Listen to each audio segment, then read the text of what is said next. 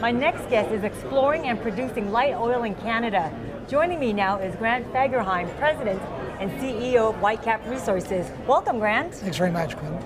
Now tell us about your operations. What attracted you to Canada, and what do these assets provide your company and its shareholders? Sure, so when we formed the company, Whitecap Resources, we formed it with a view that we want to remain light oil, high netback light oil.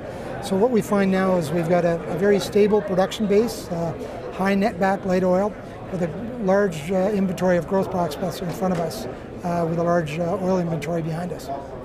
And you recently reported second quarter 2012 results. What were some of the operational highlights? I would have to highlight that we had 41% per share growth in production over the last year, which is 54% on an absolute basis.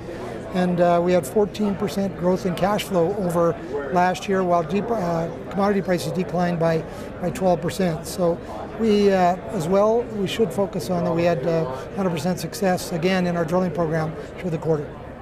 And expand on the Midway Acquisition you just completed.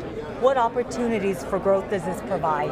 So what we have is, we were playing in the greater Pembina area, the Cardium assets, Cardium horizontal play, and what Midway, with the success that we had in our greater Pembina area, led us to the Midway Acquisition. So now our combined production base out of the Cardium is just shy of 10,000 barrels a day, and it allows us the potential to grow that through to 20,000 barrels a day within the next 18 to 24 month period of time. And we're asking a number of Canadian companies this week the same macro question. Where do you see incremental oil production increases being absorbed in Canada if pipelines continue to be delayed here in the U.S.? So that has been a bit of a concern for us. However, as producers are in Canada, very resilient, we do see that there will be pipelines built out of Canada, whether they drive through the United States, they'll drive west or north out of Canada.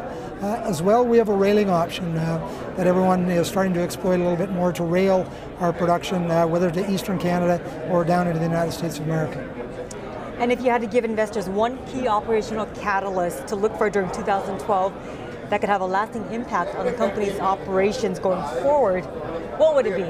I think over the next 6 to 12 months, you'll see Whitecap Resources become a dividend-paying growth strategy moving forward. So that will be a big change to where we've been purely a growth company since we started in September of 2009.